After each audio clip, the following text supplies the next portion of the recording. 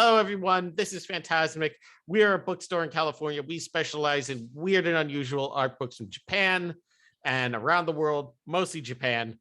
I'm your host, Renzo Adler, coming to you from New York, New York, while the studio is in sunny California. Pop Shop makes this all very easy, but we said, hey, let's add a couple extra steps in here. So we got some lovely art books for you today. So why don't we get the ball rolling and take a look at Cosmos by Akishi Ueda. Something maybe you haven't heard of before, but something we think that you're definitely going to enjoy. Akishi Ueda is a sculptor working in Japan right now, and why don't I tell you a little about Ueda? He was born in 1991, so he's a wee babby, or at least he's a wee babby as far as I'm concerned. And since he was a child, this is on his website. He says, since he was a child, he was strongly influenced by art, music, movies, and proposed, quote unquote, J-pop surrealism, which has a Japanese taste with a focus on attributes of pop surrealism. And I don't know much about Ueda personally, but I promise you, something like J-pop surrealism was a term coined by a gallery trying to sell stuff, just like Superflat. But either way, this is some really fascinating artwork. Ueda does the sculptures of creatures. It's a little bit like Hieronymus Bosch. It's a little bit like Henry Darger. And either way, I think it's like nothing that you've ever seen before. He's won prizes throughout Japan, and has also set his sights on gaining popularity around the world in the United States and Beijing. And he was born in Mie Prefecture in Sioux City. And he's been doing solo exhibitions since 2016. And it's really fascinating to look at his stuff. There's a sort of fleshiness to his work, for lack of a better term, but there's a delicate sort of quality as well. It's really nice to have an art book like this because it's a lot cheaper to buy an art book from us than it is to buy an original sculpture from him. But this was, do we have publisher information on this book? I'm not sure if we have publisher information, but it is a nice quality art book. Definitely good coffee table material, you know. If you're having company over, you don't want to bust out the weird stuff. You don't want to bust out the Suihiro Maruo for them just yet, but you want something that's going to catch their eye. This is the kind of book that's going to catch their eye. It looks a little Dark Souls-y, you know, or should I say Elden Ring-ish? How many of you been playing Elden Ring? I know I haven't, but I probably will once I hit the microphone. I probably will once I actually get a PlayStation 5.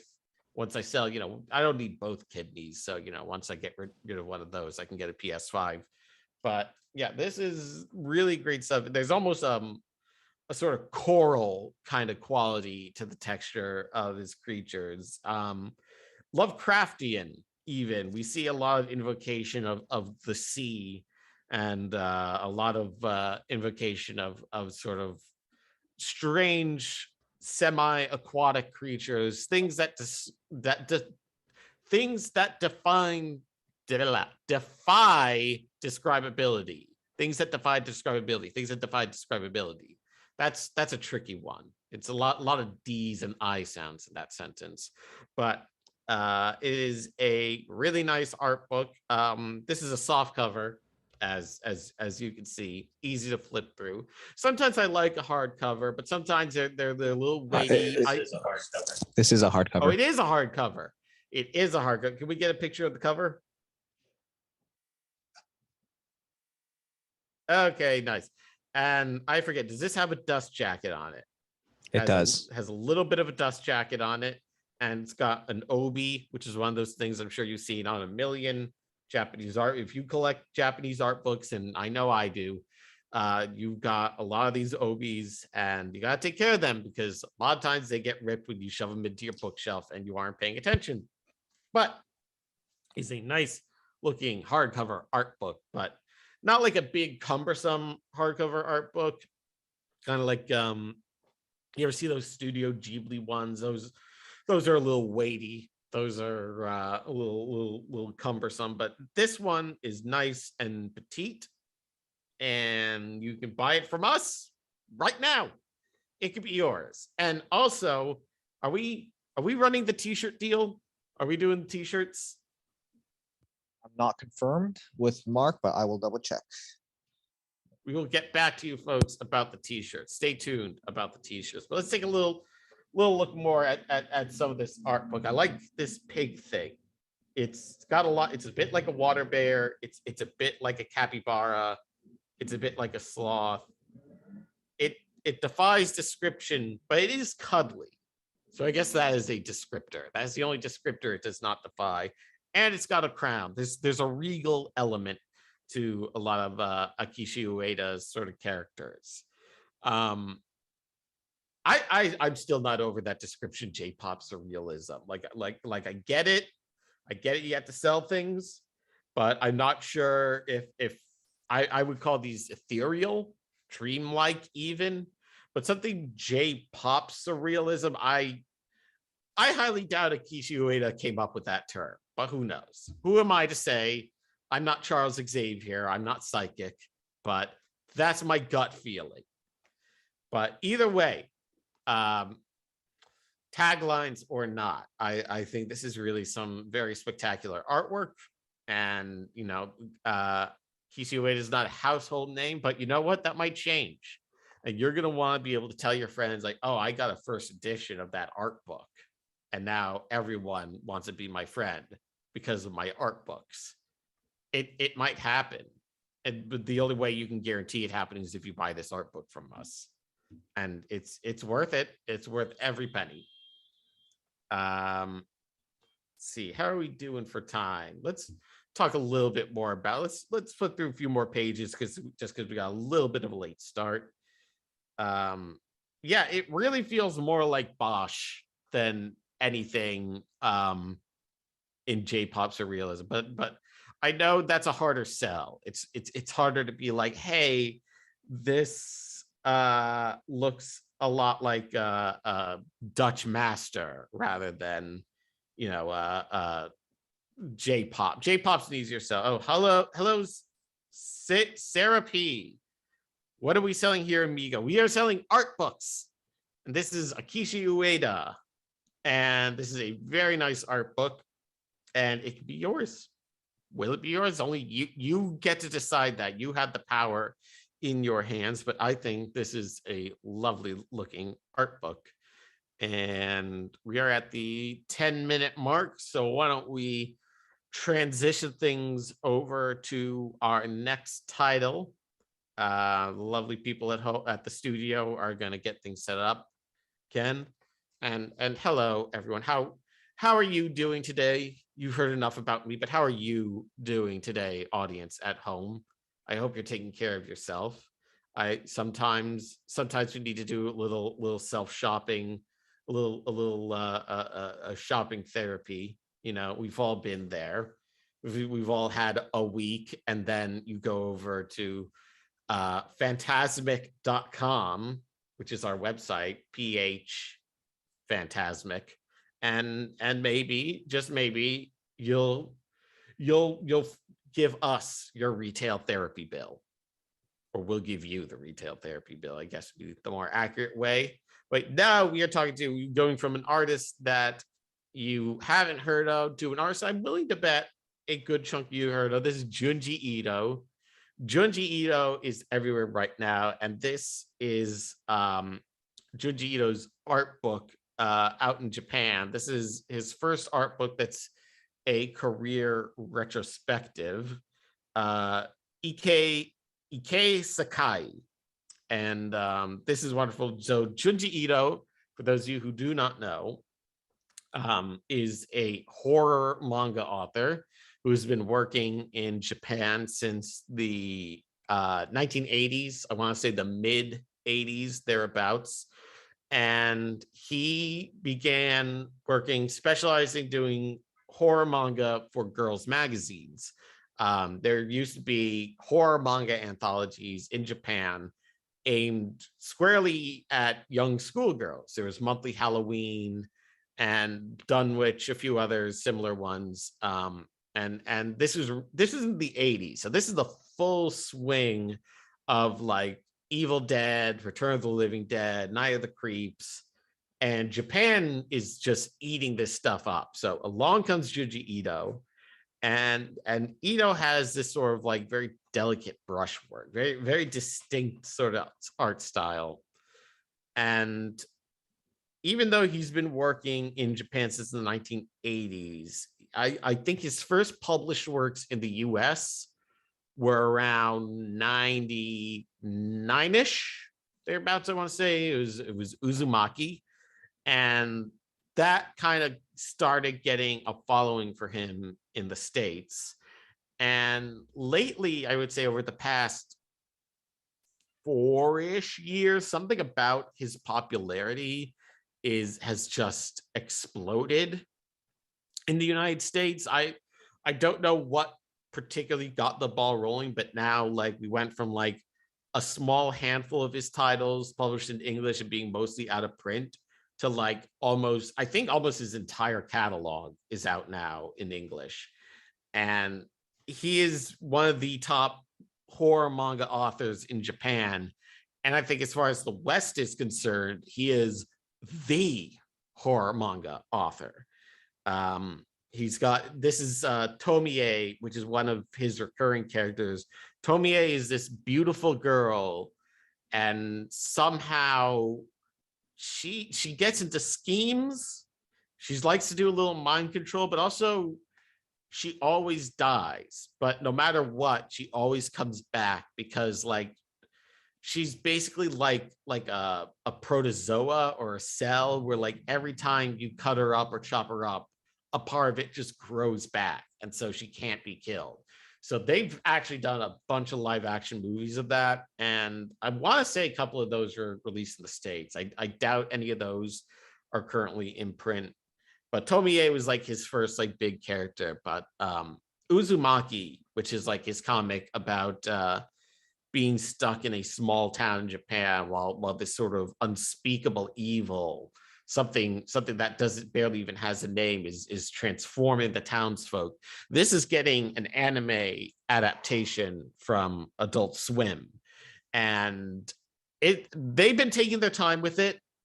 And I think they had delay with it recently, but I think they're taking their time with it because they know just how important this can be. But yeah, Junji Ito, the youngsters seem to really like Junji Ito. I was in Chicago a couple of months ago, and I saw like goths. I haven't, granted, folks, I've not been in high school in quite some time, but these were like textbook goths. And I was like, hey, yeah, more power to you, kids. And they all wear Junji Ito hoodies. You can't go to an anime convention, or even like here in New York, I see like it's almost always younger people wearing Junji Ito hoodies. And you have to admit, it is extremely striking artwork. It's really like no one else. You definitely see shades of other manga authors here, maybe a little bit. I think there's definitely a shoujo manga aspect to his work. And like I said, Junji Ito came out of shoujo horror manga, but shoujo nonetheless. And so because of that, I think when you're a manga author in Japan and your audience is young high schoolers, the competition is just so unbelievably fierce. So I think maybe Junji Ito just kind of honed his ability because he knows, like, all right, I have to stand out. I have to get these people to check this shit out. What are people going to want to see? They're going to want to see people's hair coming to life and getting into hair fights. This is way better than that musical hair. But yeah, Junji Ito is a wonderful author. And this art book is basically a career retrospective of his work. This is the original Japanese edition of the art book. And you might be saying, well, what do I really want this? It's Japanese. It's an art book. There's no text in it. So you still get the full enjoyment of it. There's some of the titles. The only like Japanese text is like listing titles. You hold your phone up to it, you use Google Translate, bada bing, bada boom, you're set. But this is from I want to say this page we're looking at right now is from the climax of Uzumaki.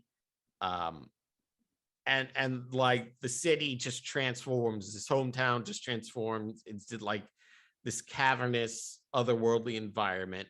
It's a little bit like H.P. Lovecraft. We're going to go back to Lovecraft a couple of times during this broadcast just because he comes up a lot. That's just the way it is. But these strange places, like if you were reading a Lovecraft book, he would be like, and it was so weird, I can't describe it. Well, Junji Ito was like, all right, I accept your challenge. I'm gonna, visualize that. And that's what Junji Ito does. I think that's what makes him stand out as an author. It's grotesque, it's weird, but it's distinct. He was a dentist for a long time. I mean, look, comics don't pay that much, even in Japan, unless you're Rumiko Takahashi. But he was a dental hygienist. I think now he might be retired from dentistry. I think by now the manga pays enough that he doesn't need to do that anymore. But which is funny, teeth don't really come up that much in his work. Okay, I take that back. Teeth do come up in his work. But maybe not. It's not the primary focus. You can't draw people and not draw teeth, I suppose. But the more I look at it, he does these big toothy smiles. The guys are always doing creepy smiles, and the girls are looking always very pouty and forlorn. And that's his sort of style. And we're at the 10-minute mark once again. So let me just bring it on home. This is Junji Ito, Ike Sakai. This is his art book. You should really get it, because if you've probably heard of Junji Ito, you should check it out. And if you haven't heard of Junji Ito, you can impress your friends and be like, hey, have you heard of this author? They're getting a TV show soon. So now we are transitioning over to the next book. So it's me again. You're probably wondering who I'm wearing. It's Godzilla, King of the Monsters. Not friend of all children. He's got anger issues that Gamera does not, but he's burning hot, and he's a hell of a guy. He's a hell of a Godzilla. And now we got our next book. HMS, tribute to Yasushi Nirasawa. That's a mouthful. That is a mouthful. And you probably wonder, well, who's Yasushi Nirasawa? Why are we paying tribute to him?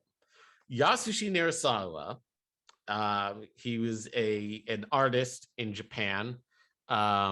He was born, let's see when he was born. Yasushi Nirasawa was born in 1963, and unfortunately he passed away in 2016. But during his life, he was very well known as a sculptor, as an illustrator, a writer, a triple threat, if you will.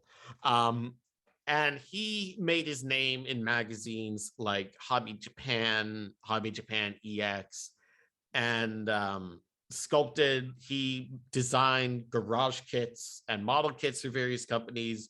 And he would actually go on to do work for video games, for films, for TV shows like Kamen Rider. And so, he built this reputation. He passes away in 2016, and this book, HMS, is a tribute to him by his contemporaries and other people from the world of Japanese sculpting that like his work. And so these are Nirasawa's characters. Like I think this guy's name is Edo Black Shrimp, and he's from one of Nirasawa's comic books called Phantom Core. And so this is his characters, but sculpted by some of the top sculpting talent in Japan right now. So there, like I said, Nirasawa has built up this reputation, and you might be wondering about the title HMS. I believe, I forget what they make HMS stand for, but it's an inversion of SMH, which was a magazine that Hobby Japan used to run that specialized in weird and unusual sculptures. So this magazine, this whole thing is a real deep cut for people that are into like garage kits and what have you. But let's take a look. I'm yapping about the cover, but you're looking at this crazy looking creature right here. This is a monster. I think this sculpture is called Bar Cyclops, and I love this work. I always associate Nirasawa's style with kind of the gonzo, over the top blockbusters of the 90s. You know, your Fifth Elements, your Joel Schumacher movies. I think there's a very sort of bombastic, excessive quality to his work, but also a real craftsmanship like quality. I think Nirasawa was definitely looking at. See, I love Nirasawa's work because it's not immediately apparent who his influences are. Because you look at his work, you see shades of Mobius, you see bits of manga sort of influence, and just him sort of doing his own thing. And I think that's marvelous. So this art book is really just a great look at his whole career. Can we zoom in on some of the names? I can't read the names because I'm looking at this on the phone. It's tiny, but I can promise you that these are some really great artists working in Japan right now. Let's flip through some more of those pages. We are giving you white glove service here, folks. We are taking the utmost care of these books. I like this Stan. I don't know why he has two N's, but he does. Maybe it makes it distinct. But this is one that like I could tell Nirasawa is into Simon Bisley. If you're familiar, he was an artist that worked with Lobo, with Vertigo Comics. And if you look at Nirasawa's like work, if you look at his desk, there's a couple of photographs of his desk out there. It is just littered with like toys and comics from America. It's like my desk, except like I don't get to say I'm a famous sculptor beloved around the world. I'm just some schmo.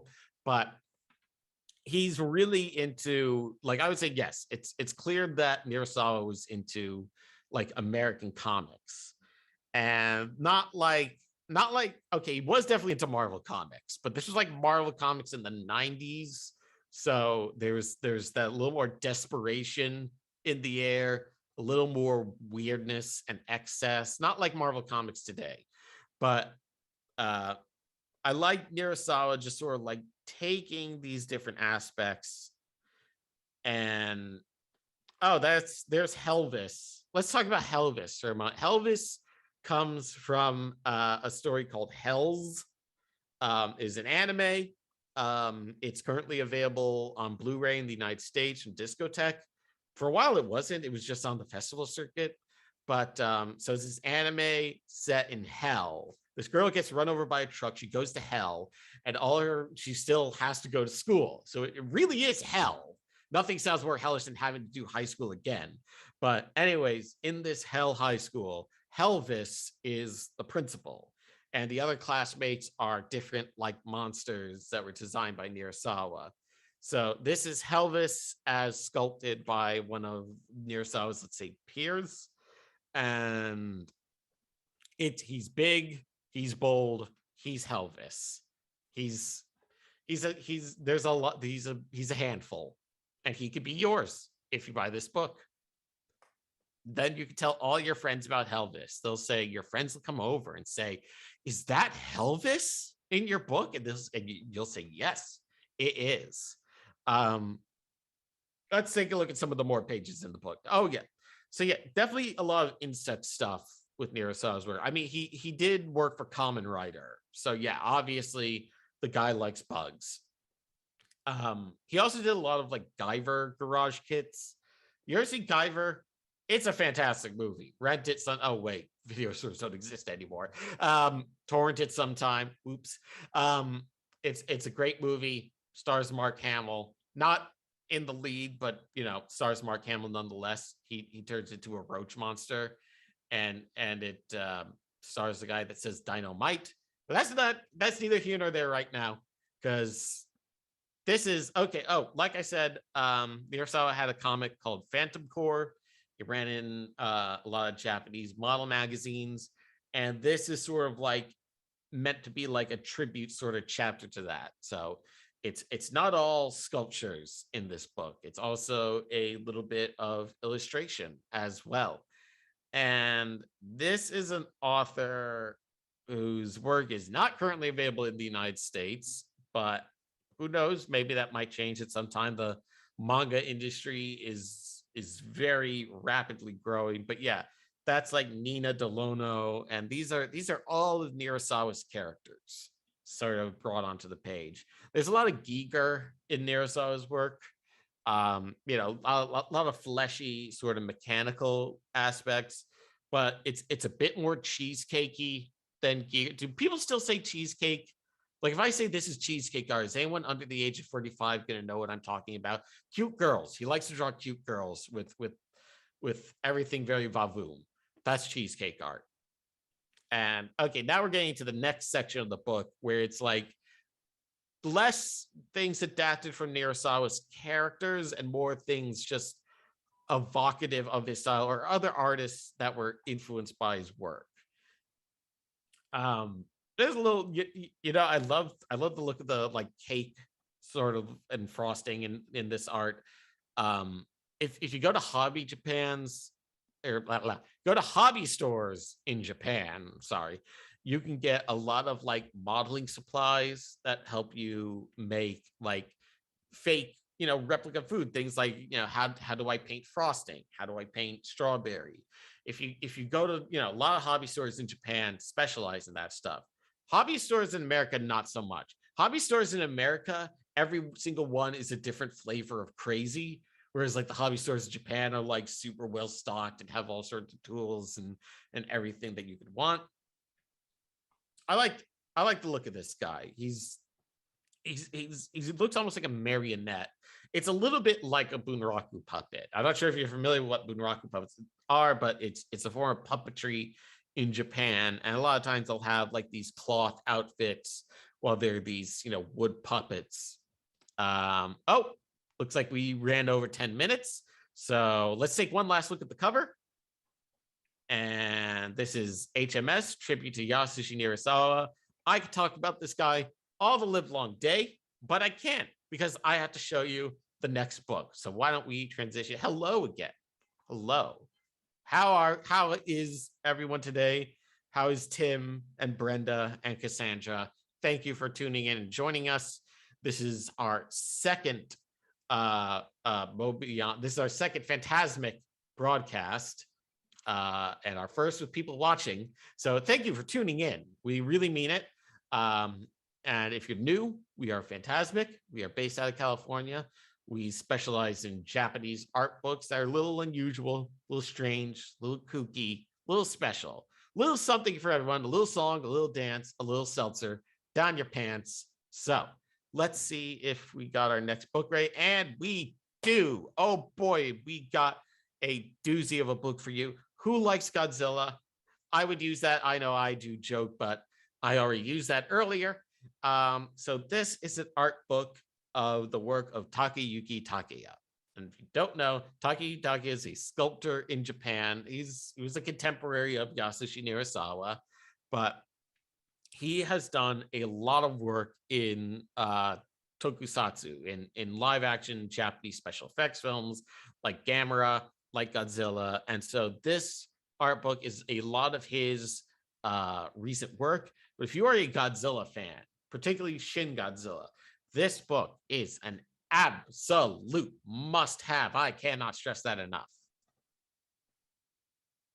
What have we got going on here? Hello, Random is Key TV Collective. We are selling some Japanese art books. Thank you for taking a look at what we got. We got So this is, like I said, this is Takayuki Takiya, and he was a sculptor working for I'm sorry, he worked on Shin Godzilla, which is the 2016 Godzilla film that Shinji Higuchi and Hideaki Anno did. And that is a terrifying Godzilla. That is a absolutely freaky looking monster. And the wonderful thing about this book is that it really breaks down Take's entire process in creating this. You see everything from the concept art to sort of the prototype sculptures, and you really get to appreciate his vision. This is especially with Shin Godzilla, like everything about this version of the monster is very like gnarled and creepy. You know, it's kind of like if Godzilla from Godzilla versus the Smog Monster is like, you know, kind of a lovable tough guy. Shin Godzilla is a serial killer. Shin Godzilla will mess you up. Shin Godzilla is scary. And I think they went in knowing like, all right, we have to make this a scary Godzilla. And in a way, it makes it feel more like in spirit with the 1954 Godzilla, because you know we some people might laugh at the rubber suit now, but keep in mind they wanted Shin Godzilla or Godzilla to embody the horrors of nuclear destruction, and I think that comes through with this. You might be noticing a lot of skeletal aspects to this work. Well, that's because Takayuki Takiya sometimes likes to work with actual bones. Sometimes you need that actual touch to make things feel a little more real, a little more special, that extra sort of hands-on touch. And I think that's really made his work in Shin Godzilla stand out. There is absolutely nothing like it. I'm still trying to hunt down the garage kits for it. It's super hard because everybody wants one. But yeah, I cannot stress enough that if you are into Godzilla or even monster making jelly, if you yourself are an artist, we get a lot of artists buying our books. So some of you at home might be artists yourself. Yes, the Junji Ito book does look cool. We were looking at that earlier. And this is the Colossal Titan from Attack on Titan. Taki Takiya worked on the live action version of Attack on Titan, the film, which also had a lot of the same staff as Shin Godzilla, so there was some carryover there. So like I said, there's this sinewy sort of quality, but at the same time, Takiya is very interested in classical sculpting. He's interested in like sort of Jomon era pottery, ancient Japanese pottery, which has like these sort of ornate like scroll-like patterns. So even when he's doing the Attack on Titan, he injects that sort of artistry into the furrowed brows, into the clenched teeth, the sinewy muscles. Everything about this is he knows how to do unsettling creatures. And I know a lot of you do have lower costs, but we have a range of titles. I think we're going to be looking at some of the other books later in this stream, but we have a range of products. And let's take a look at a few more pages in this book. So, like I said, Takiya has done a lot of work in. Oh, this is the giant god warrior from. If some of you have ever seen Nausicaa of the Valley of the Wind, which was the first sort of Ghibli film, or if you want to split hairs, it was a Topcraft film because Studio Ghibli didn't exist at that point. Whatever, it was the first Ghibli film. And there's this giant creature that appears in the film that's sort of awakened. This is Takayuki Takiya's sort of spin on the God Warrior from Nausicaa. And what they eventually did is they made a short film that was Takayuki Takiya, Hideaki Anno, Shinji Higuchi, that was called The Giant God Warrior Appears at Tokyo. This was around 2012, I want to say. And basically it's a live action short, but it also has like puppets and miniatures. That's the God Warrior that you see here appearing in Tokyo and just destroying the city. It's like a prequel to Nausicaa.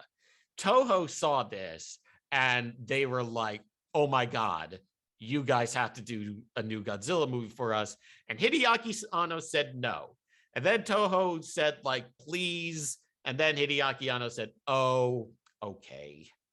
So yeah, this takes a look at a couple of pages of the God Warrior. And it's really fascinating stuff. A little more Nausicaa stuff here. This is the Omu.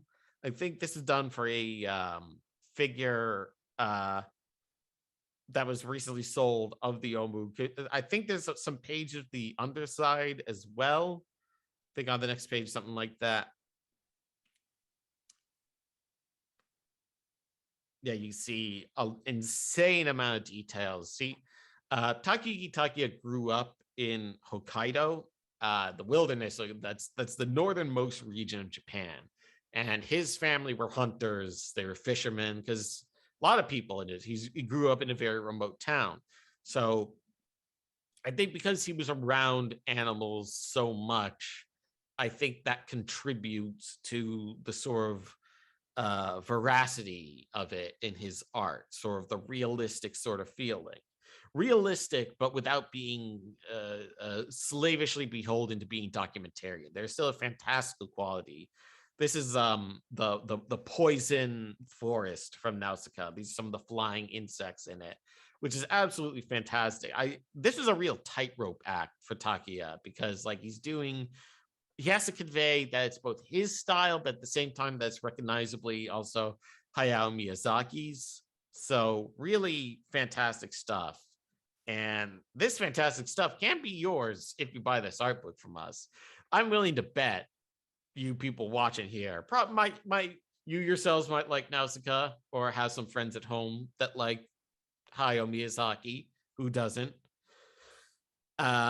But yeah, here's some of the original sort of creations from Takiya. This is not from any anime or movie, but this is sort of a creature. It looks a little bit like Tim Curry in Legend, I'll admit, but this is supposed to be like a sort of a demon, a kamui, a god from the culture of Hokkaido.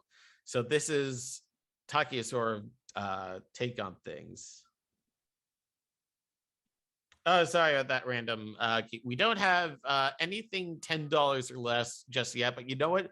Thank you for your input. I think it's something we should absolutely consider. We import these books from Japan, so that contributes to the cost for a bit. But you know, hey, when you buy from us, it's definitely less shipping from us than it is shipping from Japan. I can promise you that much. But thank you for your input. I think having stuff $10 or less is a great idea for the future. But back to the art book. I don't know what I'm looking at. So let's go to the next page.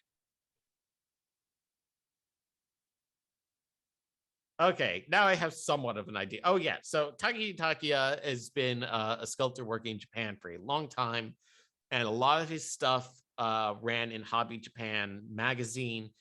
And while he's done art books before, a lot of them are out of print.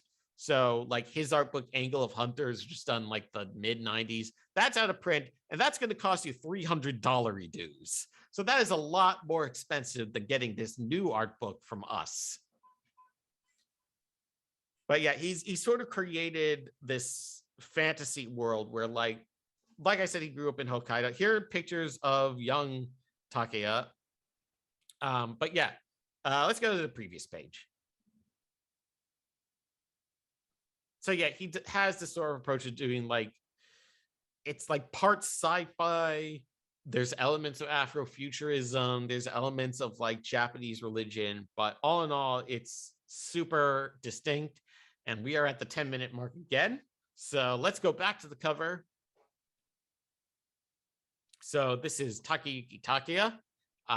This is one of his art books. Titles in Japanese. Takayuki Takiya, Ifu no Zoke. Awe-inspiring sculptures. It truly is awe-inspiring, and it can be yours. Hello again. How is everyone doing on this lovely day? Lovely weather. Okay, now it's a little bit overcast, but you know what? every day you're alive is every day you're above ground is pretty lovely. That's what Bob Ross said, and I think he's right. So we are going to be bringing up a couple of more Japanese art books from you, but once again, we are Phantasmic. You can see us on our website, which is www.phantasmic.com. And we are very thankful for your patronage today. Hello, Joey. Hello, Joey. Nice to see you. Nice. Well, I don't really see you, but I see your screen name and I can see that you just joined into our stream. So hello. Thank you for joining us. And like I said, we are Phantasmic. We are a bookstore operating out of California. Not exactly brick and mortar, but if you shoot us an email, we can maybe arrange a viewing if you're in the area. But let's move on to our next book. This is Katsuya Tarada, Real Size Art Book. So Tarada is an illustrator.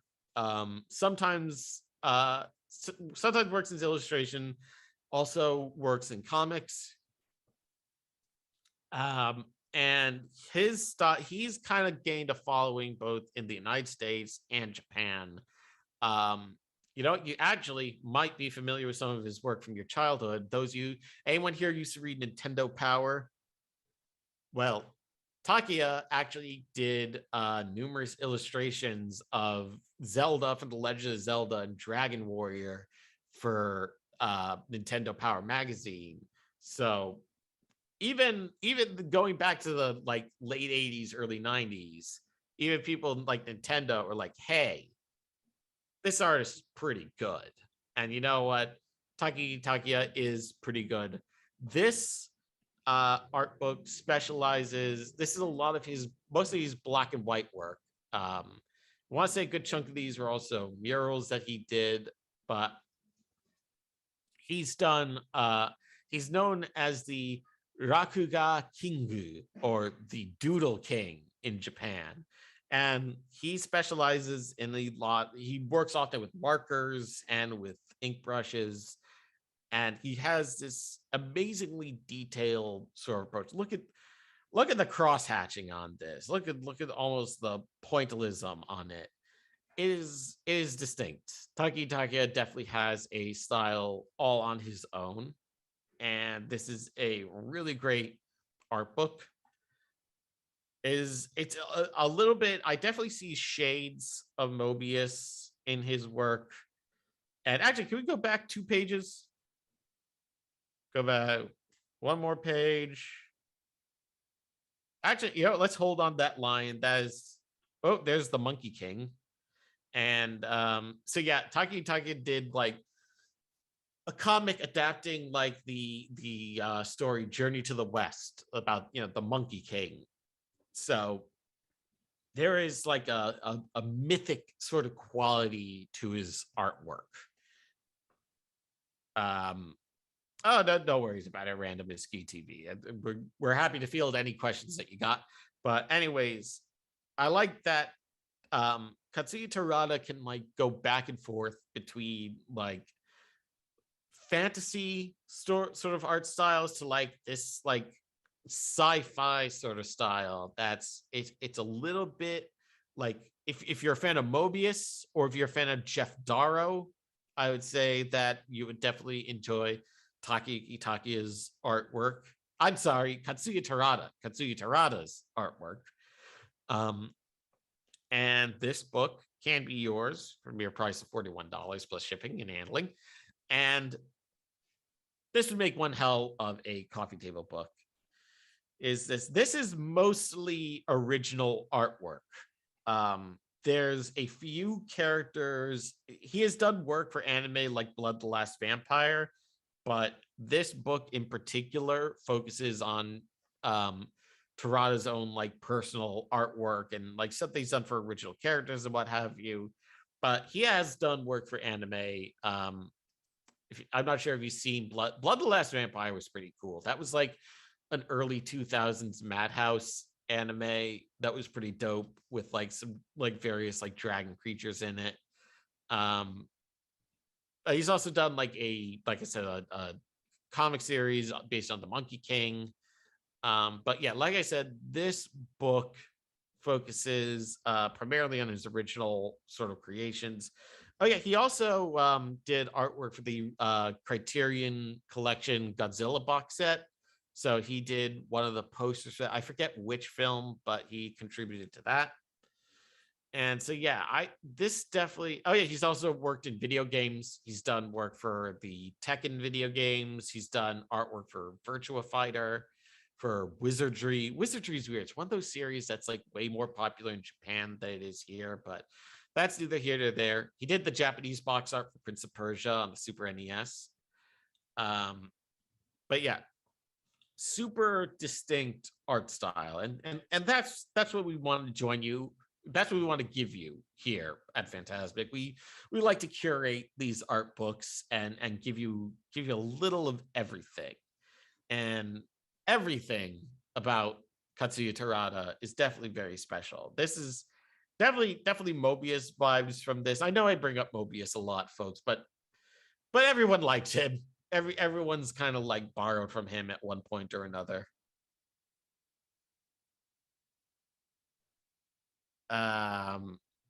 We will look into having some sort of discount deal in the future. For now, the price is pretty much just what you see.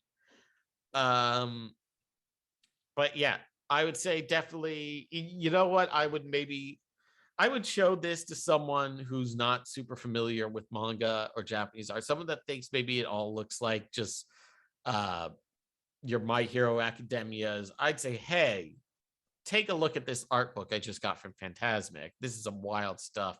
And then they would see like just what sort of stuff artists in Japan are capable of. And all of this is just black and white.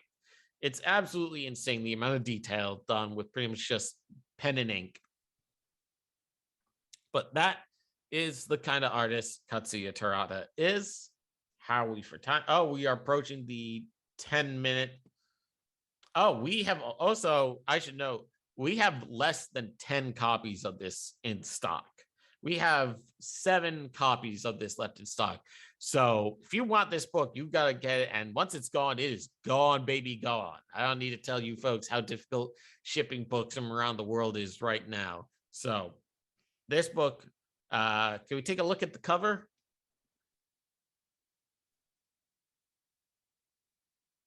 So yeah, this is Katsuya Terada, real size, absolutely fantastic looking art book.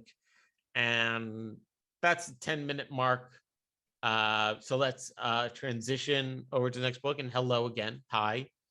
If you can't get enough of looking at gorgeous me, you can visit us. We do conventions often in the California area. We were just at WonderCon.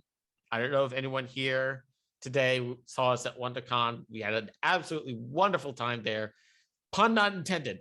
It was great. Had a great time, and we liked it so much. We said we're going to be doing some more conventions, and we are going to be at Monsterpalooza. So rev up your Dragula and come on over to Monsterpalooza at the Pasadena Convention Center. We are going to be there in June. Do we have the date for Monsterpalooza? It's going to be June 3rd to the 5th. And so you'll be able, if you want to take a look at some of these books in person and flip through them yourself, we're going to be there. And we love seeing our customers. We love interacting with you, talking with you, chatting with us. And it really is, your support means the world to us. Hello, LaShawn. Hello, LaShawn. You just joined us for the coup de grace, for a real special item, real high ticket item. This one's worth all the marbles. This is Giger and Soriyama, and this is a special art book that was released for a gallery exhibition of H.R. Giger and Hajime Soriyama in Japan. Now, who are these two names? Well, H.R. Giger is the Swiss artist known for creating the xenomorph for Alien, and Hajime Soriyama is known for drawing a lot of sexy robot ladies. And this gallery exhibition celebrate both of their careers. And if the other thing that makes this book special is that it is autographed. Can we get that? There you go. It is autographed by Hajime Sorayama himself. Unfortunately, we do not have a necromancer in our employ, so we cannot get H.R. Giger to sign this. But every single copy of this book is autographed by Hajime Sorayama. That's our promise to you. And it also comes with a poster and stickers. There's the poster. It's a bit large, kind of fit on screen, but it's basically the cover of the book. And we have these two stickers. This is Giger's alien sculpture, and this is one of Sorayama's gynoids. And it can be yours. So this is a doozy of an art book. And this is most of our art books are Japanese. However, this one is bilingual, Japanese and English, and it's got interviews and retrospectives on both Giger and Sorayama and their career. And Giger and Sorayama, they're a fascinating duo. They're a bit like two sides of the same coins. Both deal with mechanical aspects. Both are very horny. I don't know, like I could come up. What's a better euphemism? Provocative. Anytime you hear someone say art is provocative, folks, that's just another word for horny. But they are both very provocative artists, and I would say that they basically, one is Eros and one is Thanatos. One is life and one is death. And Giger most certainly is a bit more deathly, a little more pale. Everything about him is various shades of gray, while Sorayama is gold and chrome and blue. Everything's like a revved up car. And Giger's art is like a dilapidated factory. So there's this sort of like, there's contrast, but at the same time, they're definitely cut from a similar cloth. Sorayama is, I want to say, he's a little bit younger than Giger, but both of them were featured heavily in Heavy Metal magazine, for those of you that read Heavy Metal, and their European counterpart Metal Hurlant. And both of them have done album covers. Giger's done work for the Dead Kennedys, for Emerson, Lake and Palmer, and Hajime Sorayama's artwork was featured on one of Aerosmith's albums. Hajime Sorayama, also artist behind the Aibo dog. I'm not sure if we got a picture of that on the ready, but for those of you that, does anyone remember Aibo? It was a mechanical dog. This was pre-smartphones, folks, but it was a robot dog sold by Sony, and it was expensive. I want to say it was $700+, and it was fascinating. People became really obsessed with these dogs because, it was late 90s era technology, but it was still pretty advanced, and these were like robot dogs that behaved like almost like real dogs, and some people like took care of them for years and years and years. And Hajime Sorayama was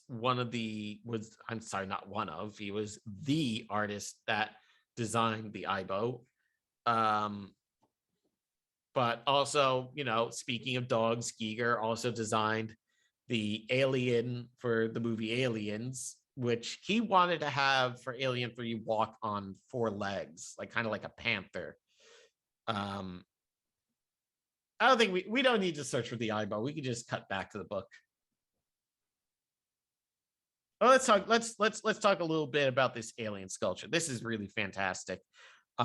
So like I said, Giger was commissioned for Alien 3, and he really wanted to overhaul the alien design, because you'll notice that this is different from the one in the first and second movie. The tubes are no longer on the back. It has this almost panther-like sort of stance. It's a little hard to make out in this picture, but if you look closely at the face, it has human lips. It has like female lips. And Giger wanted to take his alien design and make something a lot more sleek. And aspects of this were carried over into the movie Species. Like, Giger wanted to change the mouth tongue into like a spike tongue. And he wanted the alien to be actually like seductive. So unfortunately, like a lot of that was scrapped for the movie Alien. So, or sorry, it was scrapped from the movie Alien 3. Only like some bits and pieces of his design were carried over into the dog alien, but it just wasn't the same. His design was a lot more interesting. But Giger also did work for Dune. And this is like Giger's like, I want this sexy panther alien, and Sorayama's like T-Rex with laser beam eyes. Make it happen. I don't know if this was commissioned, if someone told him I want a T-Rex with laser beam eyes, or Sorayama came up with it himself, but it's a hell of a design. He actually recently did Jurassic Park t-shirts for Uniqlo, for the clothing brand Uniqlo. And he also did a sculpture of a T-Rex, like a robot T-Rex, that I want to say it's in a mall in I want to say Taipei. It's in a mall in Asia. That narrows it down, I know. But he has Sorayama definitely has a fascination, an almost childlike fascination with dinosaurs. So those pop up a lot in his work, and a not so childlike fascination with ladies. A lot of latex, a lot of chrome. It's mostly latex and chrome, folks. That's what he works in. Like, some people have asked Sorayama, like, why do you draw stuff like this? And he's said pretty simply, like, hey, this is what people pay for. So, I respect it. I get the hustle. I get that you do what you gotta do. But I think this comes from a place of his own unique vision. And we are closing. We have been going for an hour. So let's take a look at the cover again. Of the book. There it is. Giger and Sorayama. Really, this is our whale item. This is a hell of an art book. If you are a fan of science fiction films, if you're a fan of robots, if you're a fan of aliens or alien singular, this is an art book for you. A really special art book. I hope you'll take a look at it. And I think we're wrapping things up. So this is Renzo. Hello. Hi again. And I want to thank you all for watching. It really means the world to us that you want to spend some time with us.